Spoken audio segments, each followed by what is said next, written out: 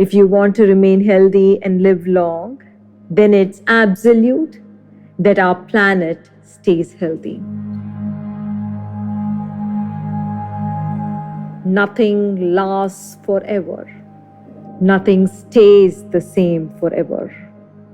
All beings age and eventually die. You and I, our Earth, the Sun, ultimately our universe too. Can we prevent the process of decay and death? I don't think so.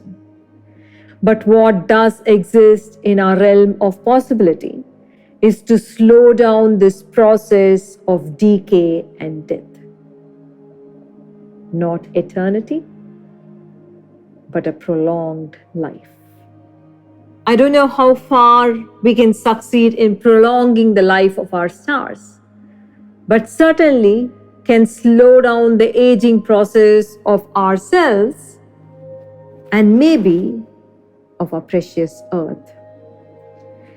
A mere intention for longevity is not going to help. We need to act intelligently. If you want to remain healthy and live long, then it's absolute that our planet stays healthy. The forest will not last forever. Oxygen supply will not remain the same forever. So is the case with every other resource. Mother Earth is not eternal either. With proper care, there is a good chance we keep the supply going for a long time. Our collective, inclusive action is the key to sustainable health and longevity of both ourselves and all other life forms on Earth. If you do not separate your longevity from that of other life forms, our lives are intertwined and interconnected. Their well-being is your well-being. If rightly understood, the realization of interconnection and inseparability, it will be a great source of power. It will be great power and strength. If you're a movie buff, you should be familiar with the saying, with great power comes great responsibility. And it is true. You become a true leader with the spirit to make a difference. On the contrary, if you felt helpless or afraid because you feel so dependent on the rest for your own well-being, contemplate a little longer on the truth of oneness until you feel that power and responsibility in your heart. And responsible action can only be inclusive. How, where, and when do you begin your exercise for longevity? You begin at home. You begin right now by practicing sustainability. This week, let's bring attention to the flora and fauna of the different regions of our world. Spend a moment contemplating the living forms that survive the pitch dark and the pressures of up to 15,750 psi in the very deep Mariana Trench of the Pacific. This is more than 1,071 times the standard atmospheric pressure at sea level.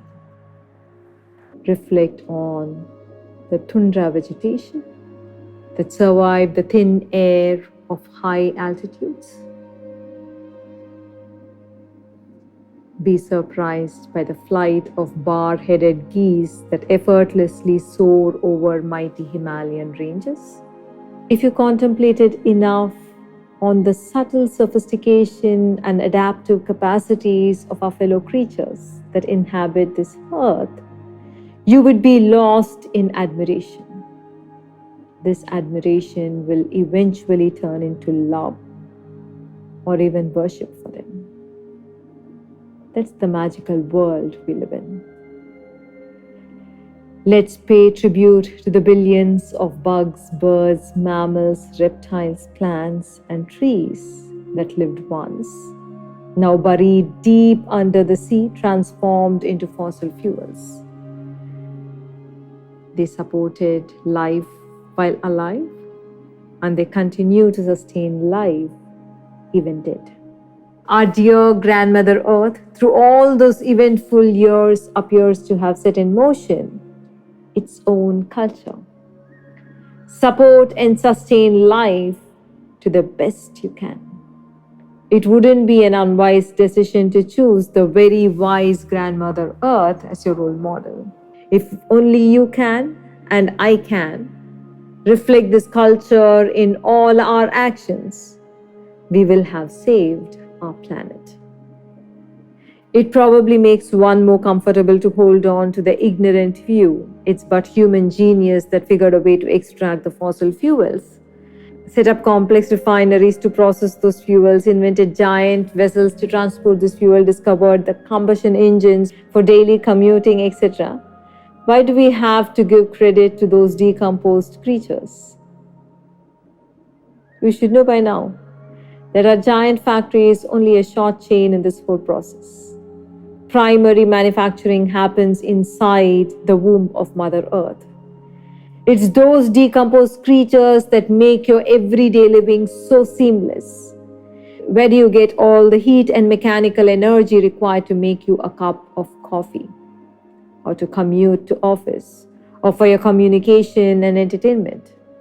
What's the source of fuel you find at the gasoline station, or the electricity that flows from the state grid? Is manufactured in the womb of Mother Earth.